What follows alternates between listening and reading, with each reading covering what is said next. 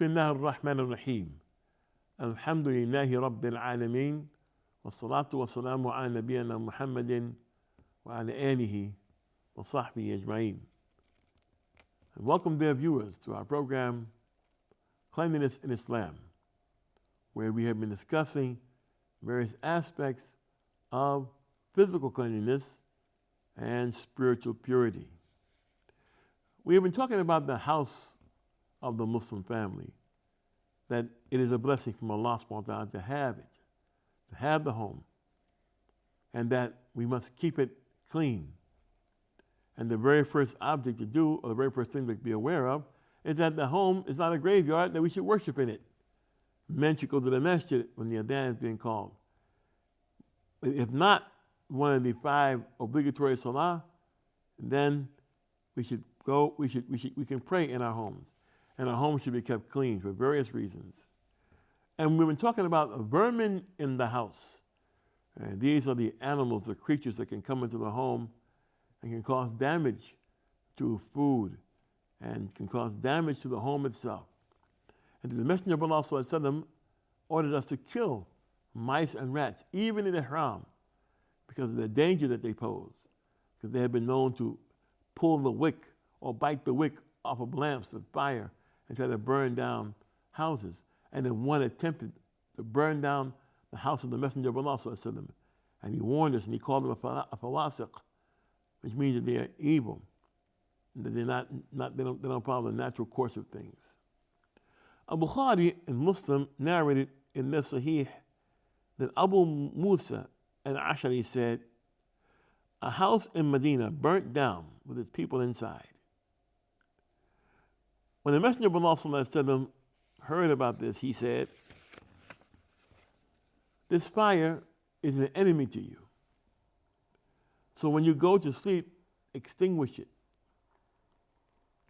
Al-Bukhari, may Allah have mercy upon him, narrated that Jabir ibn Abdullah said, radiallahu anhu, the Messenger of Allah, peace and blessings of Allah be upon him, said, cover the vessels, for the mouse or the rat may drag out the wick of the lamp and burn the occupants of the house.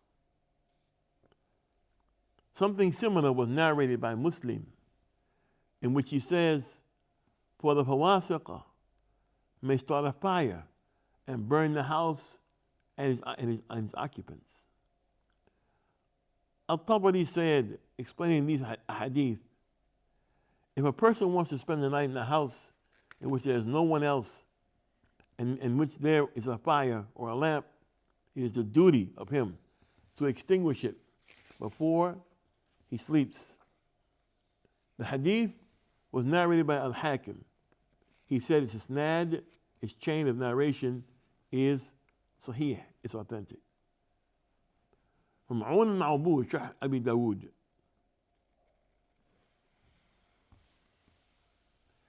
Another aspect of the home, or duties toward the home, to purify it and keep it safe and clean, is saying the name of Allah when entering the house. Bismillah.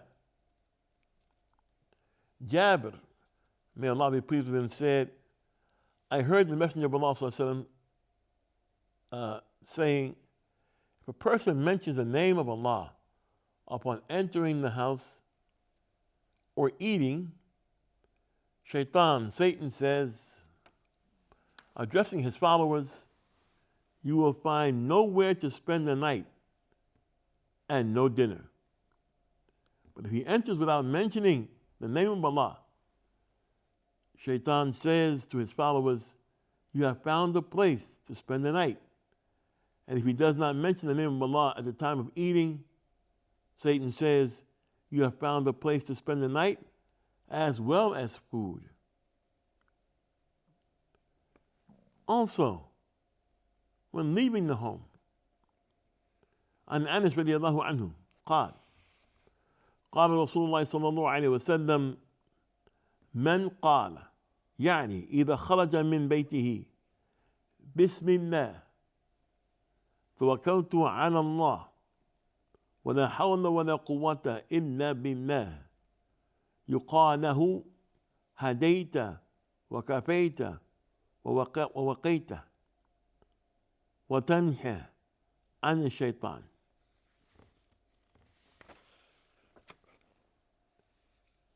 Anas, may Allah be pleased with him, reported, the Messenger of Allah said, whoever says upon leaving his house, Bismillah, Tawakkaltu ala Allah, wa la hawla wa la quwwata illa billah, I begin with the name of Allah. I trust in Allah. And there's no altering of conditions but by the power of Allah. La hawla wa la quwwata illa billah. It will be said to him, you are guided, defended, and protected. The devil will go far away from him. Another good habit to have in the home, which protects it, which keeps its level of purity up, is reading Surah Al-Baqarah in the house. عن أبي هريرة رضي الله عنه أن رسول الله صلى الله عليه وسلم قال لا تجعلوا بيوتكم قبورا إن الشيطان ينفر من البيت الذي تقرأ فيه سورة البقرة. Abu Hurairah reported Allah's Messenger as saying, do not make your homes as graveyards. Shaitan runs away from the house in which Surah Al-Baqarah is recited. Recite the Quran in your house, brothers and sisters. Recite the Quran. It's part of the sincerity to the Quran. Giving salams when you enter your home. Saying Assalamu alaikum. Another way to bring goodness to your home and purity. Allah says, وَإِذْ دَخَلْتُمْ بِيُوتًا فَسَلِّمُوا عَلَى أَنفُسِكُمْ تحية من عند الله مباركة طيبة كذلك يبين الله لكم الآيات لعلكم تعقلون. And when you enter the home, the houses, greet one another with a greeting from Allah, meaning say, Assalamu alaikum. Blessed and good is that greeting. Thus Allah makes clear the ayat, these verses, as your religious symbols and signs to you that you may understand. And this is important, dear viewers. This, as many other things in Islam, is used in a practical way. It has a meaning. And even the language, the Arabic language, is something which is alive. It is spoken between people. We buy and sell using the Arabic language. It's alive. Our Quran is recited in the Arabic language. People speak the Arabic language. It's alive. So you find in some places where people hear Assalamu alaikum, or they think it's something cultural rather than something which is very serious and has a serious meaning. Assalamu alaikum. And sometimes people even mispronounce it, just say it any kind of way they wish to say it because they don't understand that it has an importance. What does it mean? There's different narrations of it, or different approaches to understanding its meaning. Assalamu alaikum. Assalamu, the beginning, the very first word, ism min asma'illah. Assalamu is one of his names, subhanahu wa ta'ala. Huwa as-salam, al-mu'min, al-muhaymin. As-salamu is his name. Or it indicates as-salama, or salama, safety. So, salamatullahi alaykum min kulli afa' ad-dunya wal-akhirah. May the safety of Allah be upon you from every harm that could come to you in the dunya and in the hereafter. It's very serious. It has a meaning. It is not to be played with, mispronounced. So the verses say, فَإِذَا دَخَلْتُمْ بَيُوتًا, if you enter the house, يشمل بيت الإنسان وبيت غيره, if you enter the homes of human beings, سواء كان في بيت ساكن أم لا, whether someone lives in the house or not, فإذا دخلها الإنسان فسلموا على أنفسكم, give salams. فيسلم بعضكم على بعض, some of you should give salams to others. لأن المسلمين كأنهم شخص واحد, because the Muslims, the ummah of the Muslims, is like it's one person. How? من تواضدهم, in their mutual love for each other, وتراحمهم, in their mutual mercy for each other, وتعاطفهم, and their mutual affection for one another. فالسلام مشروع لدخول سائر البيوت. So this word salam is legislated to enter any home. من غير فرق بين بيت وبيت, without any differentiation between one house and another. So when you enter homes, whether it's occupied or not, convey the greeting. Mutually give the greetings to one another. We do this because the Muslims, in their mutual love, mercy, and affection, are like one person. The greeting, the salams, are legislated for any home without making a difference between them. Allah praises the greeting. He says, Tahiyyatun min indillah mubarakatan tayyibah. Meaning, salamakum biqawlikum assalamu alaykum rahmatullahi wa barakatuh. أو السلام علينا وعلى عباد الله الصالحين.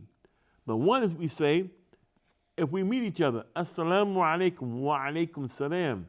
The other one, assalamu alayna wa ala ibadillahi salihin, is what we say if we come into a home where there's no one there.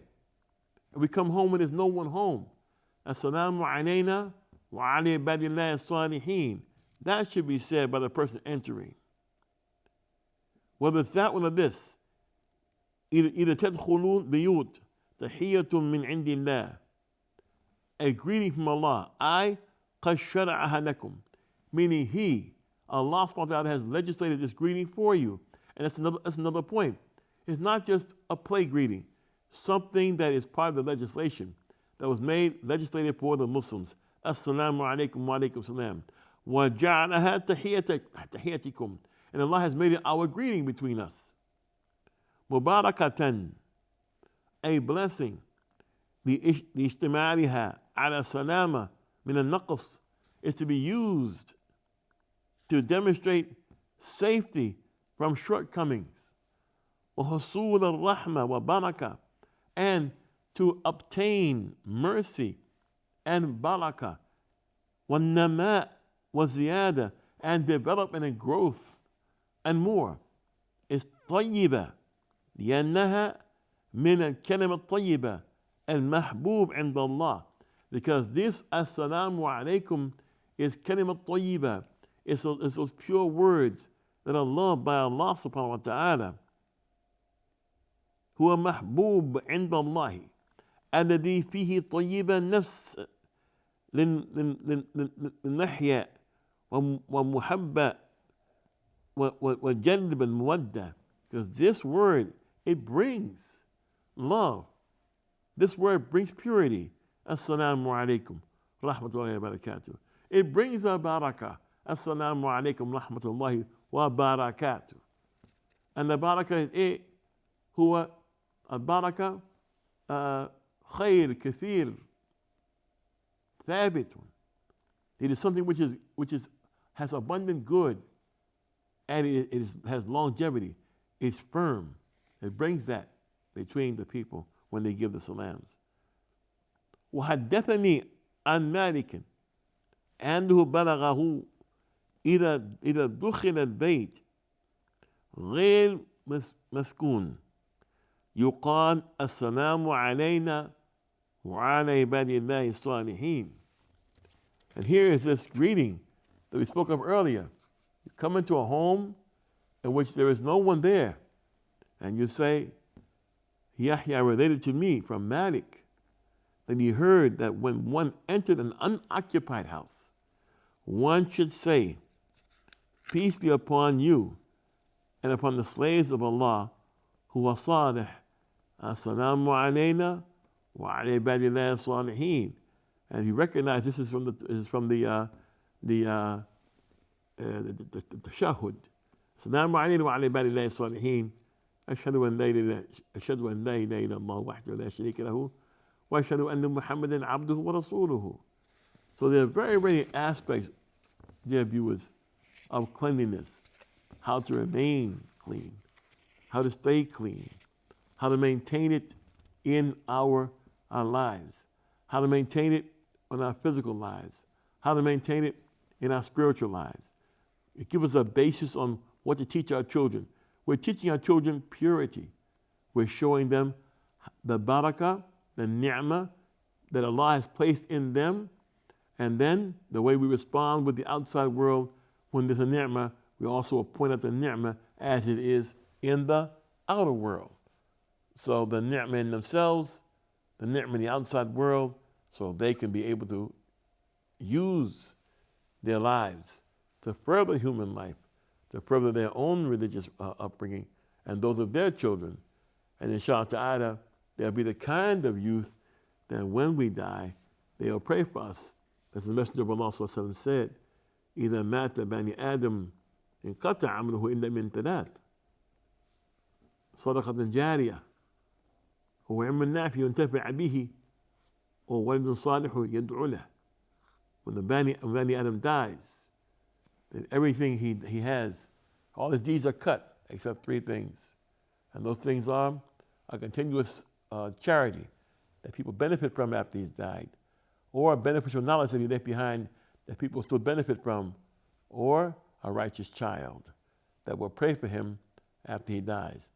And that could be that child and that child's son and the next child on down generations. So it isn't that child, just that child, people of knowledge point out, but generations of people, pure and clean people bi'idhnillahi ta'ala, who will pray for their forefathers.